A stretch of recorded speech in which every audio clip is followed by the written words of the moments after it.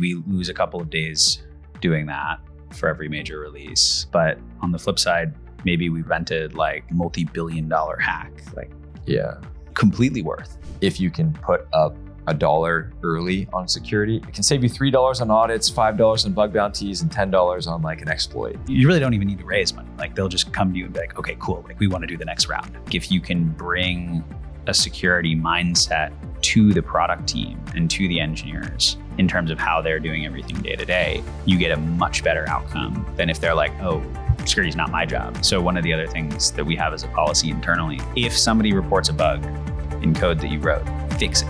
Like that is the next thing you do.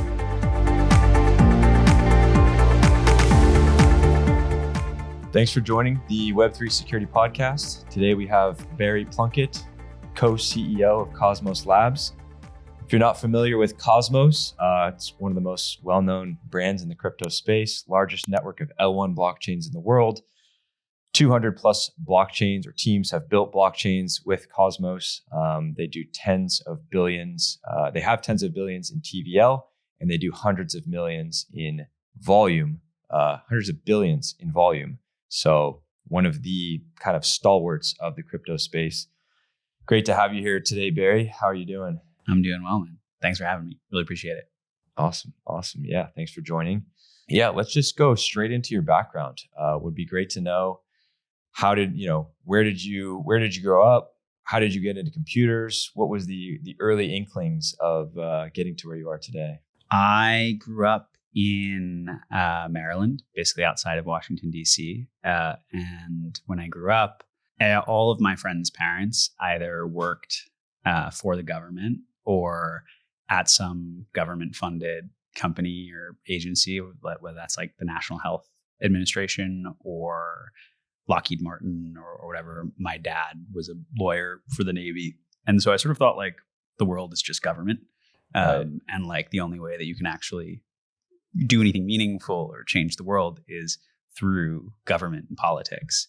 And so in high school, I was like, I'm going to go and I'm going to work in public policy. And that's how I'm going to, try to do good in the world. And I got super involved in politics and like doing local campaigns for, county executive and county council members and all of this stuff. And then I went to college in Philadelphia at Penn.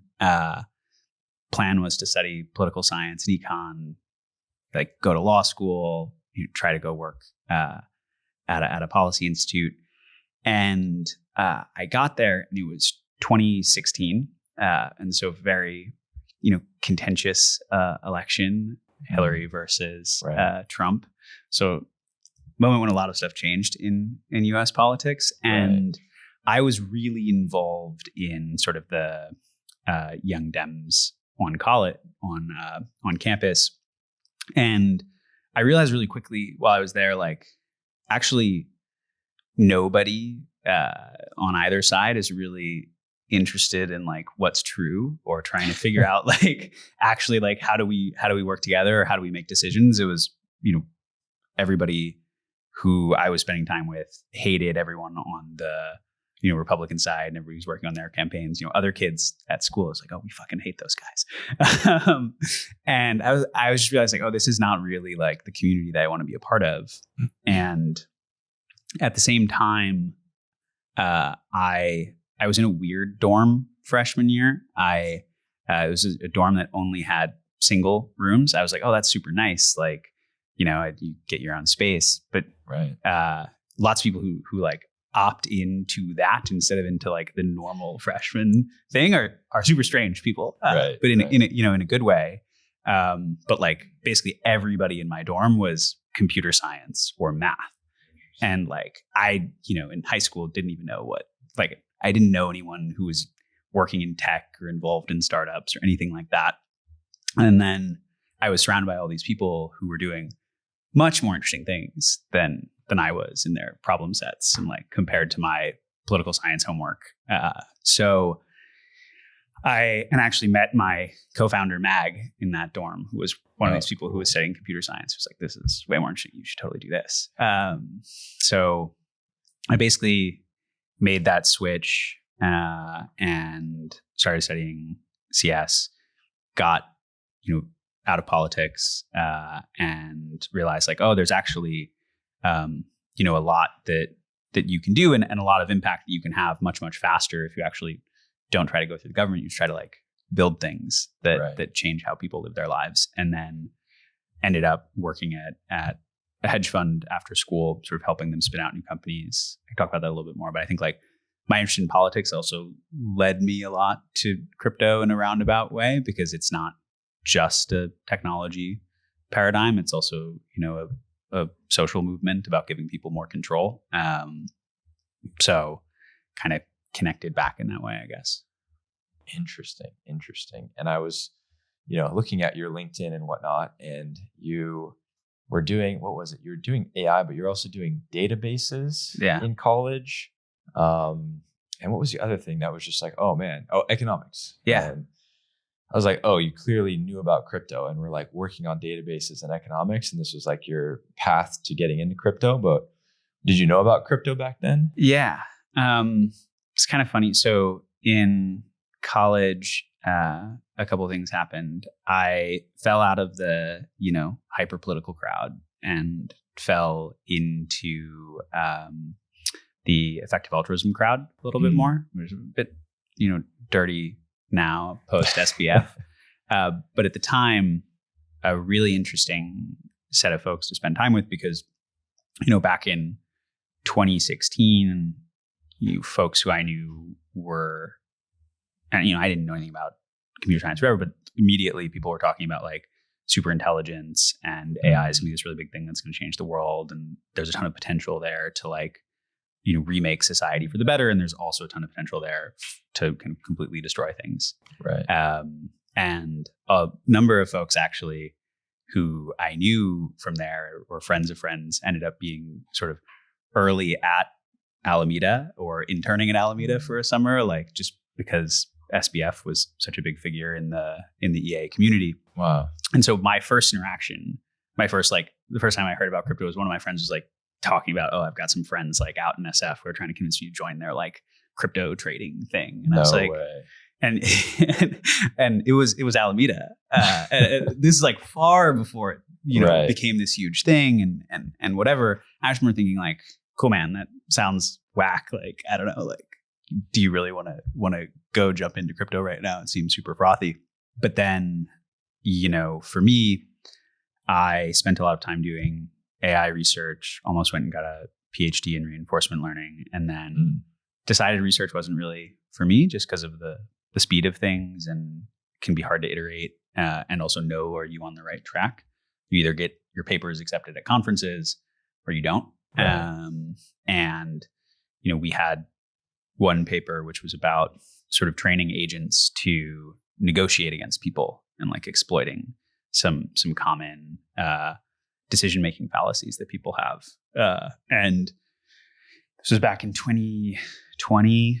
We released the paper maybe 2021. So a little bit before like the whole AI boom took off. And the econ folks were like, we don't understand what this computer science shit is. And the computer science people were like, well, this isn't, a novel machine learning architecture, so it's not interesting. So it got rejected from like tons of conferences, and we just like resubmitted it the next year, and then it won best paper at a bunch of different conferences. And the only thing that had changed is like the econ people were like, oh, AI is cool now.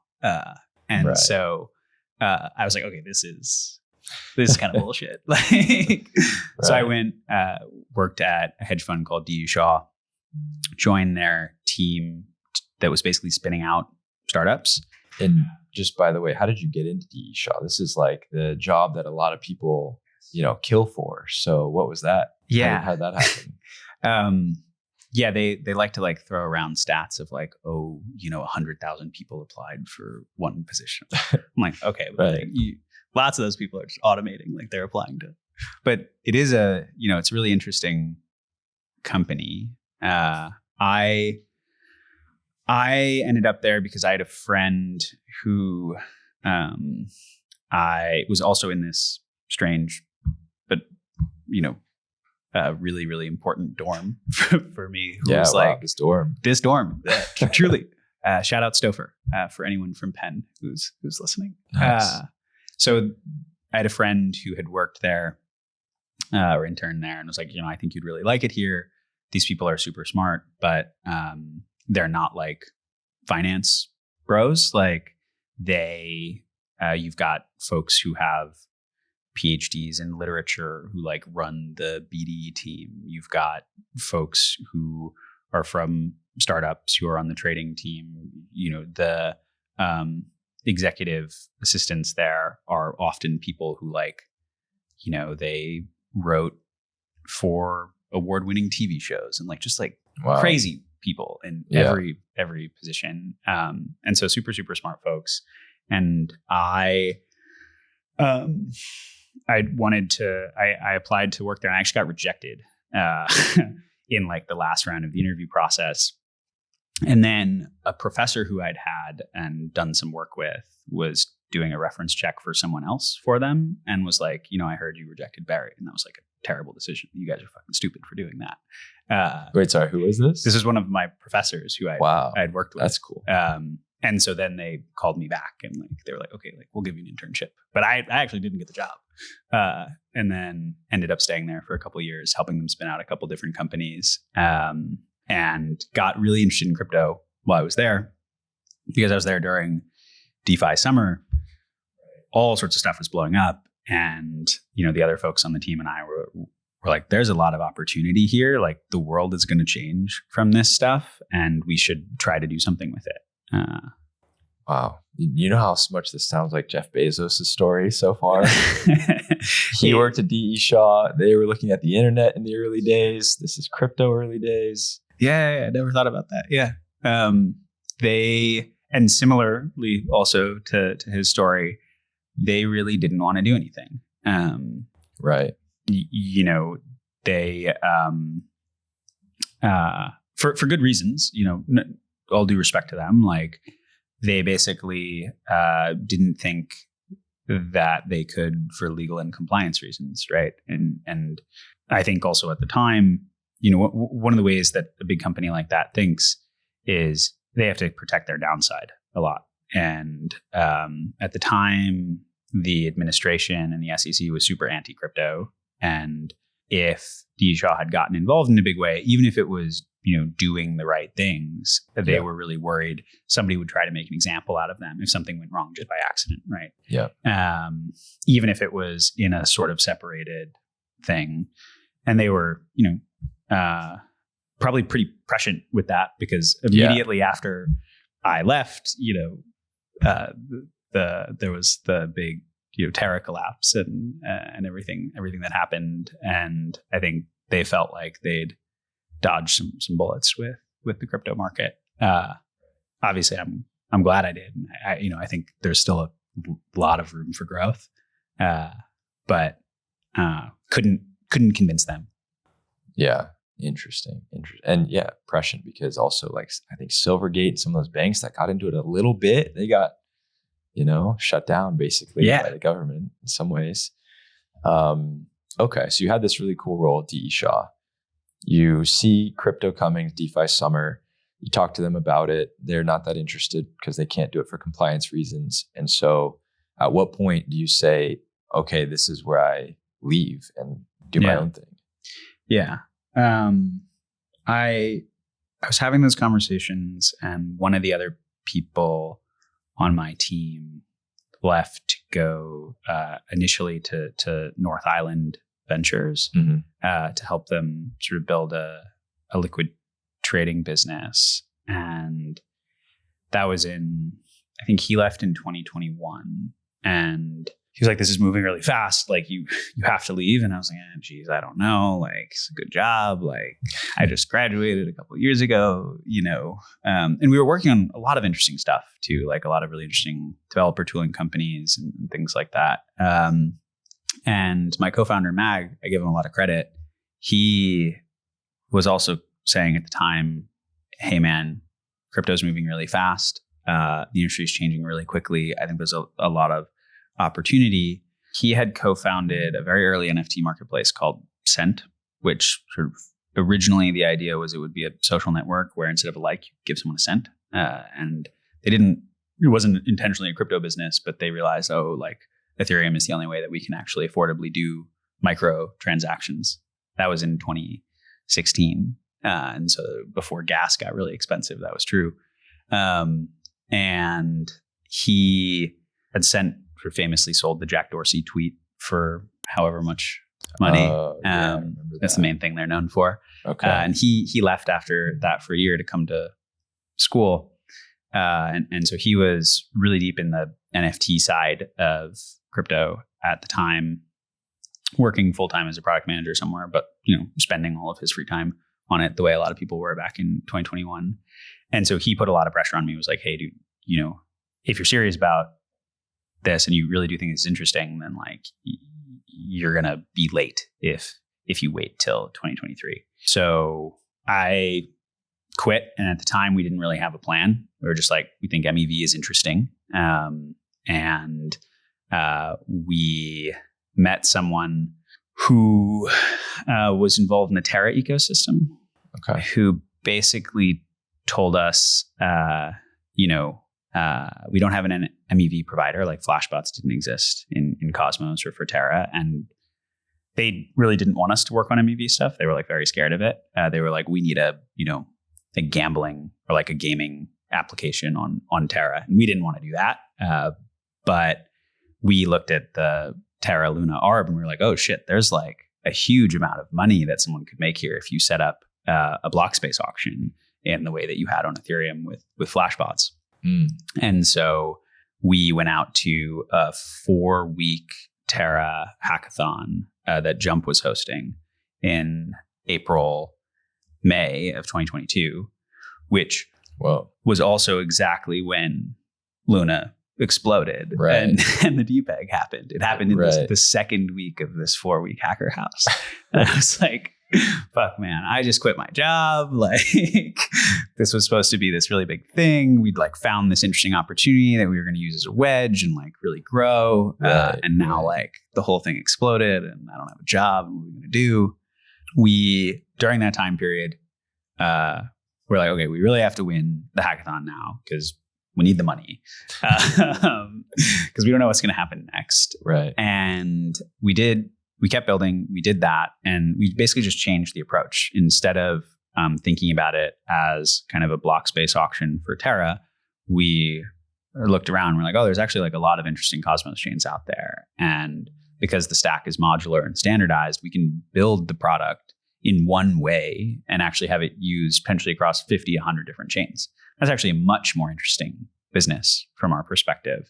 We can kind of offer it as a SaaS product where, the chain's community or, the company behind it, whatever, can decide, hey, we want to prevent sandwich attacks and we want to recapture MEV from backrunning, and we want to distribute it to the validators. We want to distribute it to our users, or we want to put it back in, the AMM pools if we're a DEX thing.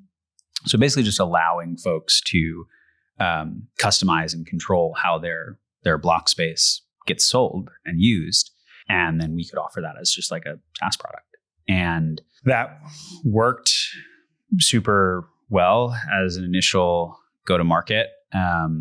We started selling that platform to different Cosmos chains for a few $100,000 a pop on an annual basis, and had signed a lot of agreements within, a few weeks of finishing the hackathon. And so we were able to raise some money off of the back of that closed, right before the whole SBF thing got even happened. Worse. Yeah, exactly. Right. So it was kind of a crazy time. Yeah, that is a crazy time. Okay. And that's Skip. That was Skip. That was the sort of first Skip product. The thing that became super clear to us after that was that market wasn't really big enough, especially after all of the explosions and the pullback in the market. Like at the time, everything was just worth billions of dollars. Like the market was really crazy. And so it was easier. It was a lot easier for chains to dish out a few $100,000 here, a few $100,000 there. And, we productized things. And so we felt good about what we were doing. But pretty quickly, people switched from thinking about, okay, how can I kind of make my block space more profitable, or how can I try to make my chain profitable, to I just need to grow and survive at all costs. And, MEV is the last of my concerns. Right. I don't actually care about that at all. I need users. My token has sold off 90%. I need things that might help that. And, the MEV revenue also at the time, like if you think about it, it sort of changes like quadratically with respect to token prices, because auctions have sort of volume-based clearing prices. So the more people who are interested in participating in the auction, which is going to be a lot higher if you're a hot chain and your token is really high, are going to come. But then the token price sells off 90%. So now your revenue is denominated in your token. That's down straight. And then most of the traders there aren't going to be making the same amount of money they were before. So they're going to leave. So the auction is going to be less competitive. And so now if you were making like $100 a block before, you're making $1 a block. So our product just became a lot worse overnight. Interesting. And so we started thinking about, by that time, we were Cosmos pilled, app chain pilled. I think, we still are. We really believe in this vision of a network of networks, which is a lot of what we bring to Cosmos Labs and the leadership of the ecosystem today. But we started thinking about what are the other things that we could offer these chains that would help them. And we built an interoperability product called SkipGo, that basically just helped onboard users, and scaled that, raised our Series A off the back of doing that, scaled that to $1 billion, $2 billion in volume a month, and then basically ran into the same problem again, which is like the ecosystem just wasn't growing enough to support the business. Right. And we kind of had to decide, do we want to try to like keep squeezing water out of a stone, or in trying to like monetize Cosmos and help Cosmos grow? Or do we want to go and actually do a go-to-market where we take the interoperability product that we built and try to sell it into other ecosystems and maybe go and compete with Li-Fi or, that kind of thing? To be honest, we were not excited about doing that, because we really wanted to do everything we could to support the app chain thesis and clear the road for bigger businesses and protocols building their own chains, because we think that's super important to actually moving the world's financial systems on chain. And so we said, fuck that. We're not going to do that. What we're going to do is we're going to go and we're going to try to raise a ton more money and just build the whole stack, just like compete with Cosmos, and do it from scratch, do it the right way, not have some of the challenges that plagued the ecosystem in the past, and turn things around and really, really help the ecosystem scale. Right as we were doing that and having conversations with a bunch of venture firms, the Interchain Foundation, which is responsible for leading Cosmos, basically came to us and said, rather than exiting the ecosystem entirely and competing with us, why don't we buy you? And you can come in and you can actually try to, lead the ecosystem and do the go-to-market that you want to, and build this into the product that you think it can be, here, starting with the resources that we have and the existing customer base that's already out there and all of the open source that's already been built. And that was the origin of Cosmos Labs as the developer of the Cosmos ecosystem, and the end of Skip as the thing that made Cosmos ecosystem tooling. Got it. Yeah, that's a crazy journey.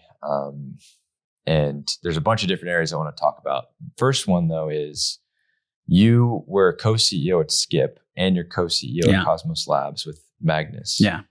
What is that relationship like? Co-CEO is somewhat rare. Like, what is that relationship like? Obviously, you guys knew each other since it sounds like freshman year in the dorm.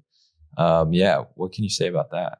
The first thing to say is, Mag is my best friend, has been for many, many years. I think we've known each other now for 10, 11 years, something like that. We are super different people. Like the way we think and communicate and all of this, very, very different. And so we definitely butt heads a lot. And anyone at Cosmos Labs will tell you that. But because it's all built on this basis of friendship and years of working together productively, where we actually benefit from, the different thinking styles that we have. Mag is very intuitive, very good at making decisions with little information and having really creative insights. And I'm much better at sort of being very analytical and thinking through things and planning. When you combine those two things, it's actually really powerful. Like spark of insight, and then like, cool, okay, here's how we're going to go and make this happen. We want to bring both of those decision-making styles to like all of the most important decisions that the company makes. We think we're better for doing that. And I think, over the years, when you're raising the seed or the A or whatever, like investors are always like, oh, the co-CEO thing, like, what if that doesn't work? Like, and then we're like, well, just watch us operate for like a month or 2 months, and then you're going to want us to keep doing it.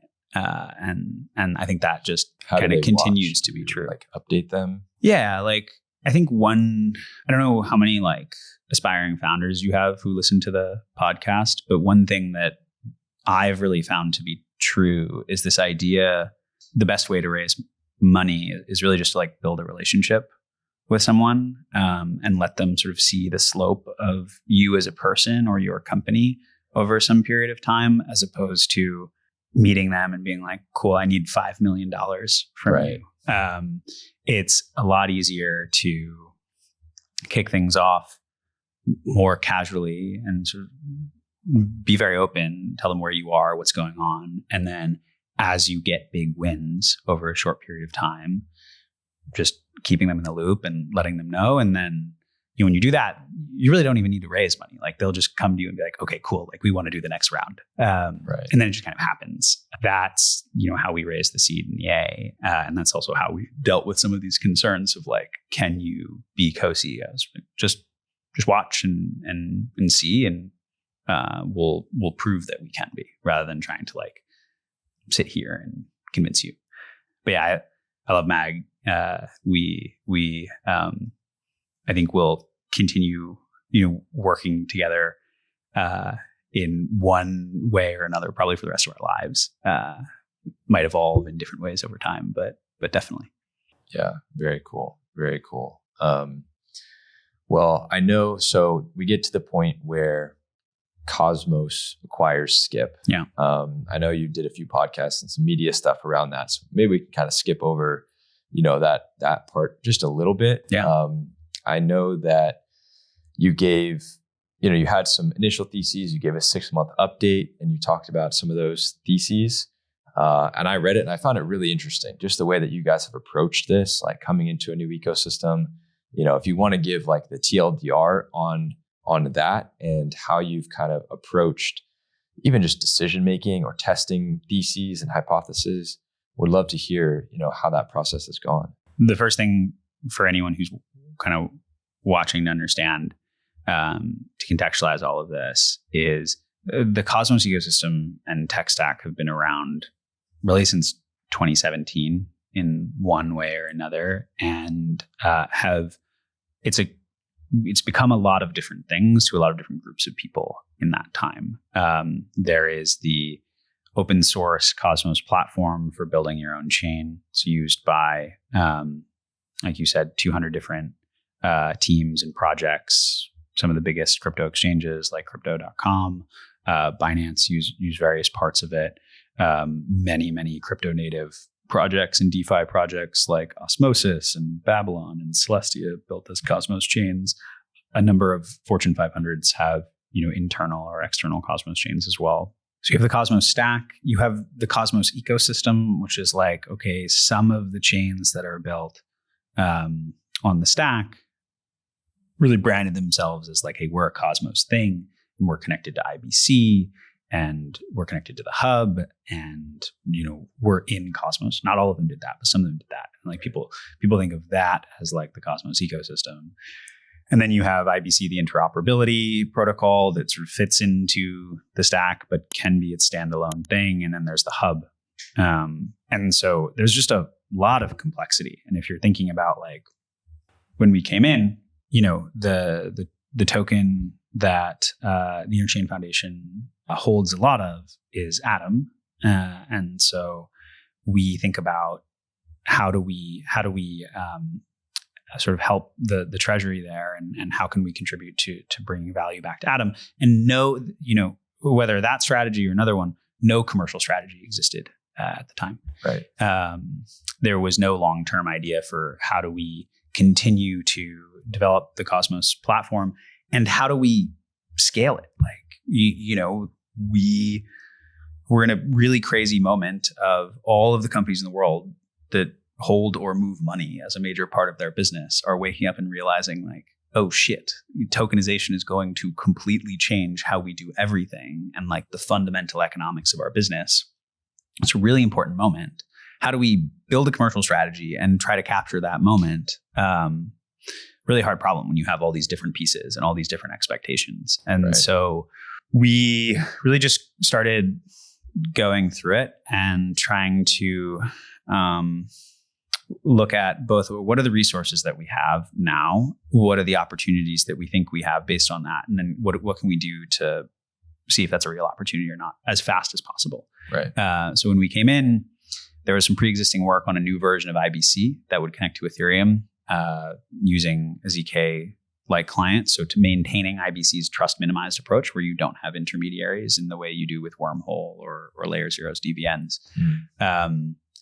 And we're like, well, that's potentially interesting. It's potentially interesting to enterprises because they're, no intermediaries. And we have this whole API that we built around Skip for interoperability. So let's put all these pieces together. Let's build the full stack thing and let's see if we can make that work. We did that for the first 3 months. And we really time boxed it because we had a big launch coming up with Babylon launching in the ecosystem and a bunch of Bitcoin LSTs thinking about how do I bridge to Babylon and get in. So we had that go to market put together, built that out, and then tried to go and see if we could use that as a moment to activate it. And the volume that we saw just didn't really match our expectations. I think we talk about this some in that 6-month update you're referring to, but we didn't see that as a standalone product as interesting. Now we're like, cool, okay, we now are confident that at least right now, if we just focus on interop and we just focus on these crypto native protocols, like the other things that are out there are pretty good. And IBC is great, but it's just not that much better as its own thing. So that's probably not gonna be the thing that you really need, like a 10x to build momentum. Because we're taking an ecosystem that doesn't have a lot of momentum right now. You can't just be like a little bit better than something else. 10x better than the other. Yeah, got it. And so then we thought, okay, what if rather than thinking about interoperability as this standalone thing, what if we started to work on the hub and brought the interoperability things that we were building into the hub in a way where you could have a single blockchain that you deploy on, and it manages the logic of your protocol everywhere and offers seamless user experiences to folks on Solana and Base and Hyperliquid. And we think, okay, the number of blockchains is just going to keep growing and growing. What does like a really nice unified developer toolkit look like for that? And can we make the hub, the platform where folks go and deploy by combining some of those things? So we were like, okay, cool. Like if we were going to do that, we need to go and see if that pitch will land with a bunch of people. So we just went out, started knocking on doors, very similar to early days of Skip, where we're sort of building it at the same time that we're selling it. Right. And that worked well with folks who knew us, right? Like folks who had built in Cosmos and who trusted us and had been big users of Skip were like, oh, hell yeah, like I get it.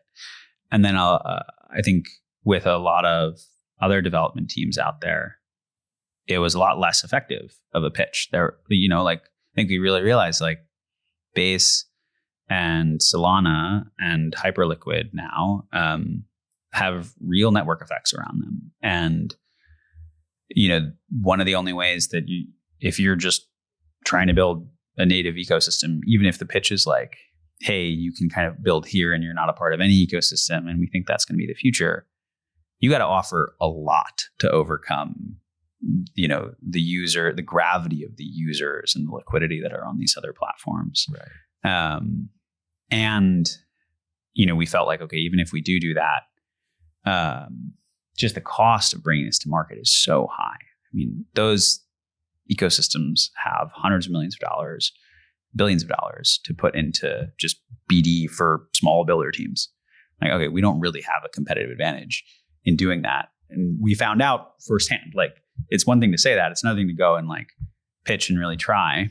I have a lot of respect for people who are building new DeFi ecosystems as a result of that. But I think it's really, really hard to go up against those behemoths, because I think they are behemoths now. Like, it's not 2021. Like, Solana's not this little thing. It is a real contender. Right. And so we basically were like, all right, that's not it either.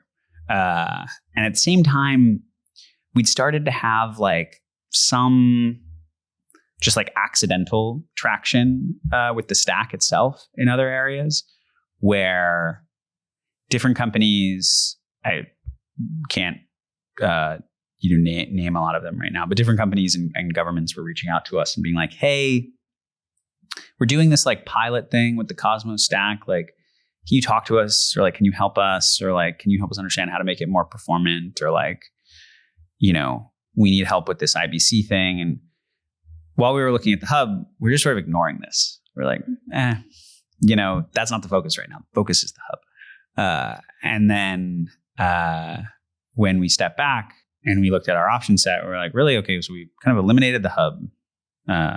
We sort of eliminated IBC as a standalone thing. What about the stack? Like, what is fully open source, but like, could we build a business and some services and a potentially an infrastructure platform or product around actually making the stack more accessible to enterprises that don't really want to spend a lot of their time building out like a blockchain infrastructure team, or building out a core protocol engineering team, and just want to use it as a tool, but want their own blockchain because they have 100 different use cases for stablecoins or tokens, right? They want to tokenize their whole business, and their business is 50 different subsidiaries across the whole world. Yeah. They don't just need like a thing from Stripe or something like that. They need a platform that they can control. And we'd had these people reaching out to us and being like, let's not look at that. And then we just started following up on those conversations and starting to position ourselves more in that way, and focusing really on, okay, how can we help these folks get to market? And that has been tremendously successful in a really short period of time. We're going to have a number of announcements, I think, coming out about it sort of towards the end of the year and the start of next year, because a lot of those things move really slowly. Really complicated decision-making processes at some of these big companies. The main lessons for anyone facing a similarly complex situation is just like, you just have to kind of do things. Like, you just have to keep trying. And if something doesn't work, I mean, I'm sure you've had this experience building Sherlock. Like, sure, if something doesn't work, you take it. You don't take it personally. Like, cool, okay, what can I learn from this? And then what's the next option? What's the next thing in front of me? In retrospect, and if I'm being completely honest, I think we could have gotten to this a lot earlier if we had done a better job of stepping back and when we first came in, just looking around at like, all right, where are all the different things that there is traction for, rather than just being like, cool, we built Skip, got to do interoperability, go, which is really what we did. We just fucking ripped it. And I think if we'd paused for a moment and been more curious and sort of like, oh, why are all of these different governments reaching out to us? Maybe there's something there.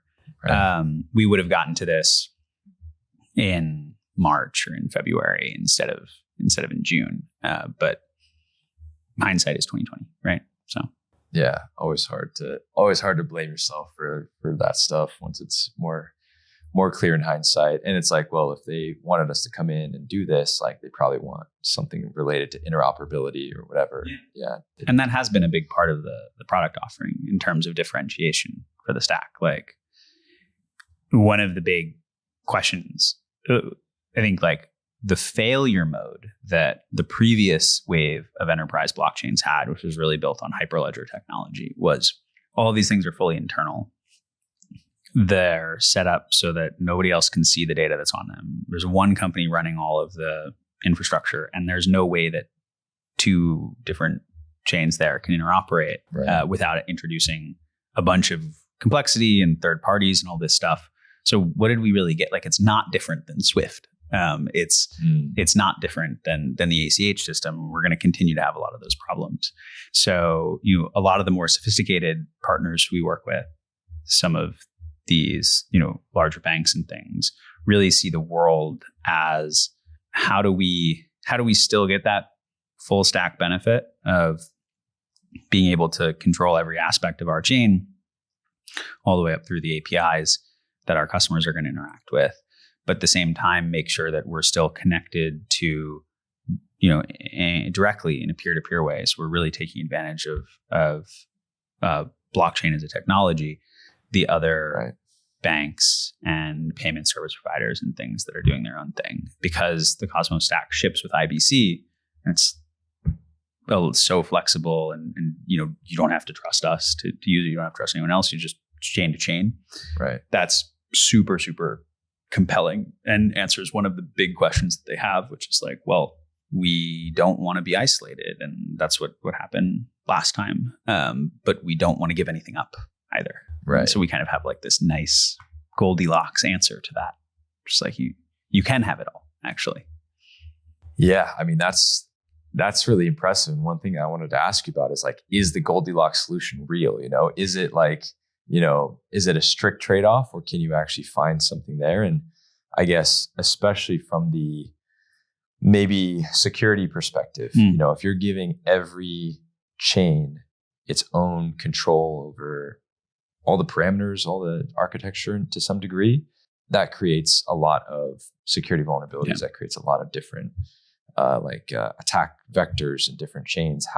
How do you balance giving people control versus actually we have to make sure these bridges are fully interoperable, and bridges itself are hard to secure. So how do you think about that? Yeah, that is an excellent question. And I think, you have two countervailing forces, which is like, one, when everybody has their own thing, and they're all making different changes, you're going to potentially introduce a lot more complexity and a lot more sort of vectors for attack. But also, you have standardized components there in Comet and with the consensus engine and the Cosmos SDK. And then you have standardized interfaces between these different chains and between the different components. So IBC between chains and the ABCI interface between Comet and the SDK. And you have way more eyes on them and lots of people trying to solve different kinds of problems for how do I customize this or change this. And so,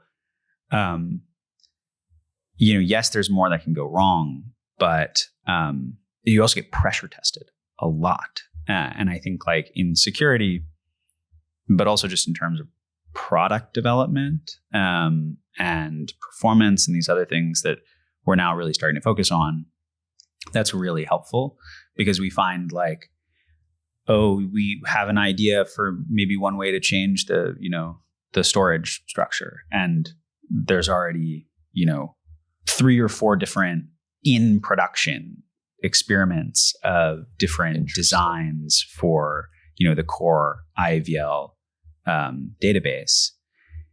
We just go and we can see, okay, like how'd they do this? And we talk to our engineers and like, fuck yeah, we want to upstream it. Like, we don't want to be maintaining this. And so it's much more like an evolutionary algorithm for how how progress is made rather than like a command and control top down, where lots of different teams are running different kinds of experiments in parallel. And then we're starting to pull them in together and find the things that work, and then put a lot of effort and time into then standardizing, the sets of releases that are going to be canonical and LTS and be supported by our bug bounty program. And so you get the benefit of this crazy explosion of lots of people trying things. And then hopefully what we bubble up from that can be, very simple and reliable, and we can package it really nicely. So we see it as a resource if you kind of know how to harness the chaos. Wow, that's super interesting. I mean, just the point you mentioned around the bug bounty program, like how do you decide when something goes in the bug bounty program or not? Yeah, this is a point of contention very frequently in the ecosystem, because whenever, and this has been true for us and for historical maintainers as well, whenever you ship anything, you have at least one team that adopts it. And it's like, cool, this is an essential part of my blockchain now. Right. So you got 200 different chains, and maybe one team adopts a module that you've built, and you want to remove it. Now they're like, what the fuck, guys? Like, this is really gonna screw us if you guys take this out. And so, what we have to do is just be very clear-eyed about releasing things, making sure that we audit them well in advance. So our head of engineering is the former head of security from Optimism, who helped them with a lot of different things around Bedrock and making sure those releases went well. And so he brings a security perspective to every aspect of how we do releases and how we build our software. So we've got really intensive internal audit programs. We work with a lot of different external security vendors as well. Yep. And then we have stages that things go through. We deploy them on different test environments. We have learned a lot as well. Like, we made mistakes here.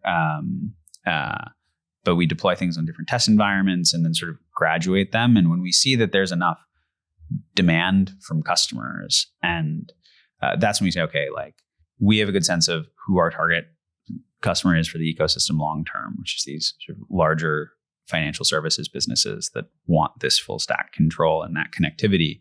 When we see there's demand from them, that's when we say, okay, like, this is going to now be a part of the bug bounty program. But even things that we release that don't make it through that gate, we've put a ton of time and effort into making sure that we build it securely. And that was part of why we brought Kevin on, is that we didn't want to have security. Like, I didn't want to have security as a separate function from engineering. Like, I don't have, and maybe there's a scale at which that makes sense. But I think if you can bring a security mindset to the product team and to the engineers, in terms of how they're doing everything day to day, you get a much better outcome than if they're like, oh, security is not my job. It's actually like this other guy's job. Right. And like, hats off to him. Like, hopefully I write good code. So not my problem. Yeah. So we try to make it our engineer's problem. So I like that. It's like the hand on the stove thing. If your hand is on the stove, you're going to take it away quick. If it's someone else's hand, you're going to, exactly. Take a little longer, not care as much. Exactly. Interesting. Okay. And one, I guess, unique challenge is if there were to be some kind of issue or vulnerability found in a chain, how do you communicate with all 200 of these chains, some of which it won't affect, some care more? How do you, is that something that's even on your plate, or is that you put that on someone else, Kevin's plate, or? Well, it ends up on my plate when it goes wrong. Right. Basically. We have a perspective that is security is and our security responsibilities are, it's a public good, right? And It's not something that we want to auction off to the highest bidder or give away to our friends, or people who've just known us for a longer period of time. So when we find vulnerabilities in supported versions of the Cosmos stack that we've released, we have standard comms channels that we go through, where we give folks a heads up that there's going to be a patch coming. We don't tell them in what or where. So we basically have the whole ecosystem and validators on standby for a particular day and time. Interesting. And then, we do the release. That depends a little bit on like severity. If it's like a fund loss thing, then it doesn't even go through those channels. It goes through much more private channels. But we this has gotten us a lot of flack, because certain chains are like, well, is it us? Do we tell our validators to get ready to do an upgrade? Can we just ignore it? Right. If it is us, can you tell us now? So it creates a lot of controversy. And we think that controversy is basically worth having a fair rollout policy that doesn't disadvantage any of the teams who maybe just don't know us as well, or don't have commercial relationships with us. We have learned a lot of lessons in like what are good ways to administer this kind of thing versus bad ways. So, and I think like the Linux Foundation does similar things. We used to trickle out patches. As we find, someone reports something and we patch it, we tell everyone and we have them upgrade. That is not a good way to run the program, frankly, because people get super tired of it, or maybe you have 5 patches in 1 week, or right. One a week for like 4 weeks in a row, like having to upgrade their software. They've got 100 validators, they've got 200 validators. It's a huge pain in the ass for people. Right. And so we got rid of that approach, and we switched to an approach of having a monthly patch day, which we put on, I think, the second Tuesday of every month, which is also, I think, the patch day that Microsoft uses and a few others, because it's like the least likely to be a holiday in most global jurisdictions. So it's like thoughtfully chosen. Right. And we just now have baked in this expectation with people that, a week or on the prior Thursday, we'll let folks know is there going to be anything that's released on this day. If not, you're good, stand down. And if so, like, be ready to upgrade all the different chains that you might run. And creating creating some level of predictability there has been really valuable for managing the some of the pushback that we would get otherwise, because there's, it's hard to run a blockchain. It is hard to do that from a validator's perspective. It's a lot of work. A lot of the validator businesses are small too. It's like 2 or 3 guys. Oftentimes it's like a part-time thing for some people. And so, the way we think about it is it's really important for us to make our lives as easy as possible, or their lives as easy as possible. So, right. And that's for, maybe if there was, like you said, a really high fund loss type of thing, it would be not waiting until that Tuesday. That's right. Deal. That is right. Yeah. So for a particular threshold of severity, we wouldn't wait. And people probably would not be upset at us for not waiting as well in that case. But when it's like a small thing, they're like, oh my God, guys, like we just did this. Like, we don't want another patch. And also things have gotten, a lot more secure in the Cosmos stack over the last 24 months. I can't take and don't take full credit for that. There was good work put in place to build up this bug bounty program before we arrived. And then when we arrived, we had this like massive backlog of issues to triage. So we were just like shooting out patches like every day. And it's really slowed down a lot. And we think that the software that a lot of the Cosmos chains are on now is really quite quite battle tested, and has had a ton of eyes on it, and we fix a ton of problems. And so I think last couple months we haven't had any patches, knock on wood, but like, it's one of those things where like security is just something you kind of have to do constantly, and you can't let yourself get into this situation where you have a backlog. So one of the other things that we have as a policy internally, which is not exactly a security policy, it's more of a product policy, but applies, is like, if somebody reports a bug in code that you wrote, fix it. Like, that is the next thing you do. You put down whatever feature work you're doing, it doesn't get backlogged, you fix it. Right. And the product manager needs to understand that too, because you don't want to be in a position where people are complaining about things, they're not getting fixed, or worse, there's security issues that are piling up. And then at some point you have to step back and be like, oh, this is like a month where we squash bugs or something like that. Like, that just has to be a continuous thing that you do. And that's also something we learned the hard way after having various, time periods where we're like, well, we have a backlog of bugs for 2 months. But now report, fix it, drop everything. Interesting. Doesn't matter how severe it is. And that lets you have quality, right, over time, like, and build a reputation for quality. Got it. Yeah, that's very interesting. Makes sense. Who is, or how do you manage? A lot of teams are having trouble with, basically, especially if you're self-hosting a bug bounty program, you're getting a lot of AI submissions these days, and that can take a long time to look at and that sort of thing. Yeah. How do you guys handle that problem currently? So we use HackerOne right now. And I don't think we have any special sauce for dealing with the AI stuff. It's definitely picked up of just like AI slop security reports. Yeah. I personally think like that kind of thing is something that the platforms should themselves like really be working on, as how do we not just prevent that kind of shitty submission, but also using all of the data that we have on submissions, how can we help you improve your security posture? Like, how can we help you proactively detect things? Like, we know how security researchers think and what they see and what's been a problem in your code base before. Right.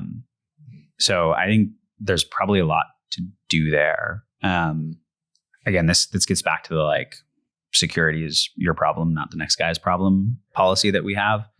The engineering managers who are responsible for the different components of the stack are the ones who get the bug bounty reports, like, directly. It doesn't go through some security person or through our head of engineering or like a project manager. It goes like directly to the engineering team, because we found, again, you want to make them directly responsible so they feel ownership, and so they have ownership, and also they're the ones who are going to be best positioned to be like, no, this is a bullshit report, like, this isn't legit, and to take it most seriously if it is. Like, if there's a real report that's submitted and they're like, don't think so, and then they're wrong, like, that's on them directly, and we can hold them to that standard. So we just think engineering and security, like, the closer you can bring those, like, the better off you are. Got it.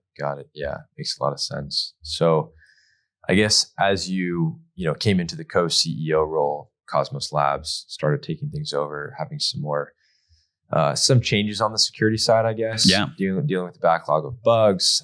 You started working with Sherlock and other audit firms that you hadn't been working with before. What were, some of the, I guess, changes you made on that side? Were they philosophical? Like, how did you think about it? So this whole policy of security is your problem, not the next guy's, is something that is new, something that Kevin has really brought in, that I think is the core of a lot of the guiding principle behind a lot of changes that we made. I think another guiding principle has just been this idea of predictability that I mentioned for the community, which we learned the hard way, like in the first month and a half of us coming in and then immediately just like shipping a bunch of patches, people were like, what the fuck are you guys doing? Like, you're making my life super hard.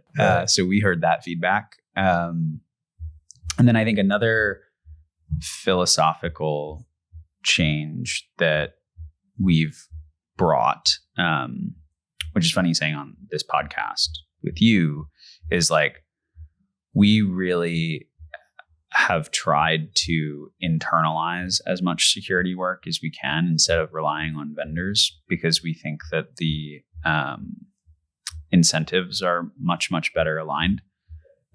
It's just sort of the continued application of this first principle. But we, I think everyone has had the experience of, you work with an auditing firm, they miss some stuff, no sweat off their back, right. Huge problem for you. Yep. And then, and I think to their credit, the work that they do and the work you guys do is really hard. I mean, like, here's this massive, extremely complicated code base, in our case, like full stack for building and operating and connecting and customizing a blockchain. Like, can you tell me what's wrong with it? Is kind of a crazy ask. And so we've tried to bring more of that in-house, and have rolled out like full standardized, like very involved internal audit processes for anything that is protocol level that we do. That's been really effective. Like, we've found a lot of crits and like fund loss things that way, just by having literally, like, what we do is, I don't know if this is common. We have the engineers sit down and go through every single PR from like version, the last version they released to the one that they want to release. And over the course of many hours, just talk through, that whoever wrote the PR like gets up and talks through every line of code change that they made and why they did it. So that can take time. That can for sure take time. Yeah. But the result of that is our internal engineering team understands the code really, really well. And it's not just like the guy who wrote it and someone who like shot off an approval. Like, it's everybody on that team, really gets it. And for bigger things, that's more challenging to do. But the result has been effective for us. And I think that you have to be, if you think about it, like, okay, we lose a couple of days doing that for every major release. But on the flip side, maybe we prevented like, a multi-billion-dollar hack, like worth, completely worth. And rounds of re-audits, which we see a lot. I'm sure. And so for us, it's about, how do we internalize as much as we can while still working with vendors who we think are really excellent? And I'm curious if you guys have thought about this problem of like, how do we better align our incentives with our customers long term? Yeah. It's funny you bring that up for Sherlock, because we actually started out as a smart contract insurance. So like literally trying to bridge that divide of, hey, auditors don't have the skin in the game. Let's have an entity that does, and that actually has to take on the payouts when they do happen. That's super interesting. Yeah, we still offer, I think it's $500,000 bug bounty coverage and exploit coverage for at least a month for the audits that we do. And I'm surprised that we're one of the only audit firms that do that. I mean, I'm a customer. I didn't even know that. Yeah, there you go. We got to make it better. We got to get it out there more. But it's hard. We can't pay out $1 billion if something goes wrong for a protocol. But I do agree with you. There are steps that need to be taken, and we're trying to push that forward. And I think I've been one of the main proponents of that in the crypto security space is, how do we make sure audit firms have skin in the game? Because otherwise, why would you trust us? Why would you want to work with us? So yeah, it's a problem that's near and dear to my heart. Dude, I'm sure. And I think what you're saying makes a ton of sense. And it's really cool to hear the way that you review PRs like that, because one of the hardest things of developers who write code they're too familiar with it. They're biased by looking at it every day and that sort of thing. And so I think by getting up, I don't know how you do it, but getting up on a Zoom call or something, and talking through it and teaching it essentially to other people on the team, you have to almost look at it with new eyes to teach it to them. So I think that's really cool and makes a lot of sense. Yeah. I do wonder if there's like a thing in the future there for auditing firms to have a more integrated process with teams that do the kind of thing that we do. Like, I think you could probably teach a lot more companies to fish, so to speak. I mean, you wouldn't sell as many fish to them potentially, but like, I think that's like a much deeper relationship. Like, what if we had, in addition to the team that's like, didn't write the code, so they're less familiar, but also someone who's bringing, a particular expert security perspective in the room for that. Right. And you weren't doing a full audit. It wasn't fully external, but like, you guys had one or two people who were there who were able to bring like a totally different perspective and integrate into that process. That could be really interesting as like an internal external thing. Not sure if it's something that we do that with some teams, so we can definitely chat about bringing in one or two guys, early on during development, that sort of thing, reviewing PRs. So yeah, I think, for some teams, it's an extra expense that they don't think they, want to deal with. But I think for a lot of big teams, it just makes a lot of sense. And if you can put up $1 early on security, it can save you $3 on audits, $5 on bug bounties, and $10 on like an exploit. So lawsuits. It's one of those things. Yeah. Okay, cool. So I know we're kind of running out of time here, and I feel like there's a lot of things we could talk about. But I guess in terms of what's next for Cosmos, how you're thinking about different new initiatives, whether it's security related or not, what's important for you, what's next on the roadmap? Yeah, there's a lot that is ahead. I think I gave you the high level preview, which is the main thing that we're focused on now is how do we help some of the biggest and most influential financial services businesses in the world finally get the blockchain pilots that they've been talking about and playing with and building with various closed source stacks over the years to production with the Cosmos stack over the next few months. And we think that is incredibly important to work with these companies who have, just a mind-boggling level of scale compared to what's in crypto today. If we really want to change how the financial system operates, if we really want to make holding and moving money and different financial assets more accessible for folks, cheaper, faster, lower risk, and bring all the benefits that crypto rails and tokenization can bring, we have to work through these folks who have the trust, who hold the assets today, who know the regulators, who are really in the position to help change the world and who are really incentivized to do it right now. I mentioned it a little bit before. The way we think about it is that the financial services industry is really going to have its like internet moment over the next, year to 3 years. There was, back in the early 2000s, the internet came along and brought the cost of distributing content down to zero, right? You could instantly distribute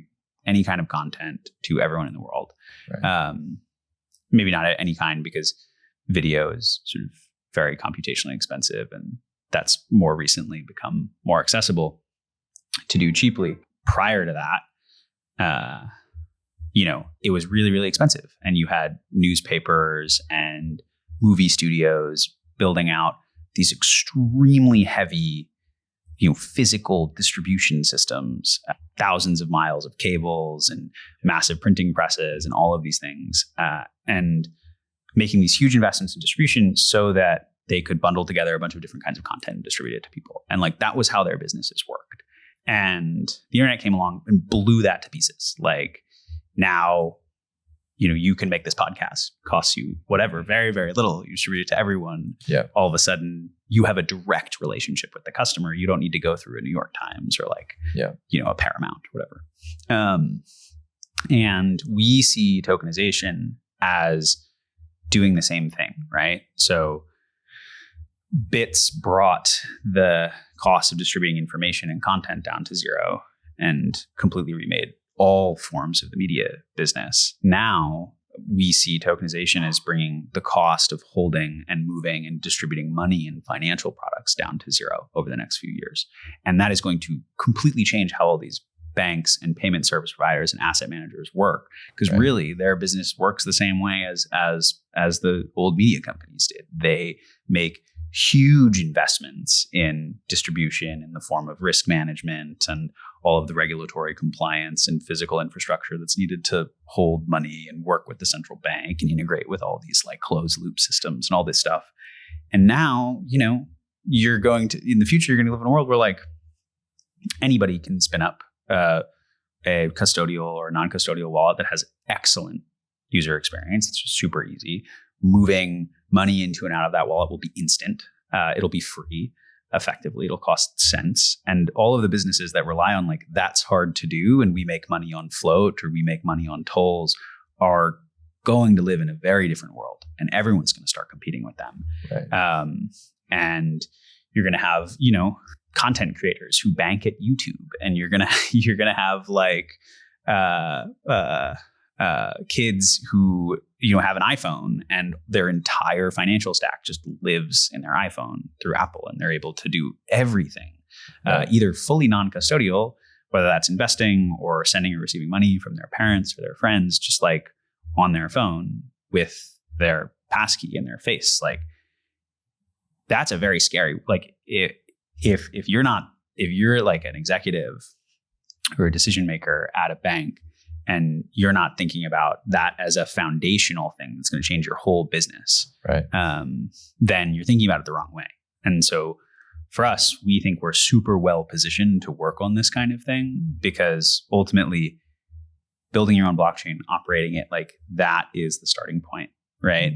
That's how you begin to offer these products in a full stack way that doesn't harm the user experience that you want to give, that can scale really easily, and that can plug into all of these different interesting tokenization markets and primitives that are emerging in all of these different places. Like you get that control that you need to be able to roll the product out now. And you get connectivity so you can scale it and try other things. And it's literally a foundational developer platform. So a lot of the big businesses that we work with, it's like we work with an internal blockchain team that then has like 10 different business units that are like all doing something different on their chain. Interesting. And so we think it's just like an incredibly pivotal moment right now. And everything that we're doing is working backwards from how can we really be a partner to these folks to help them navigate all of this change at a commercial level, right? Where should we, what use cases should we prioritize? Where should we start our journey with tokenization, as well as at a technological level? So that's really where we're headed, and we're spending our time. And I just think it's like, for me personally, it's like the most exciting moment I have had in the industry, period. Like, I think I'm very lucky that I get to do it from this platform of the Cosmos ecosystem. Like we're finding out all the time, like, oh, this central bank or that central bank already has a Cosmos chain. I'm like, great. Like I didn't have to convince them. They just like found the open source. I think that's the power of open source.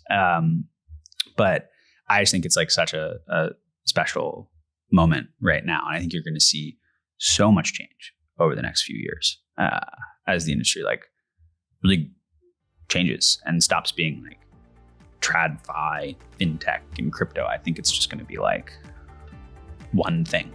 Well, that's super exciting. I've loved kind of watching. I love the way that you guys are transparently sharing on Twitter and everything, how you're thinking about it, how you're going about it. So yeah, thanks for joining today.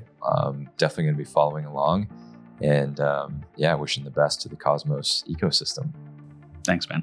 Really appreciate it. And thanks for having me on. So super fun. Awesome. Thanks a lot, Barry.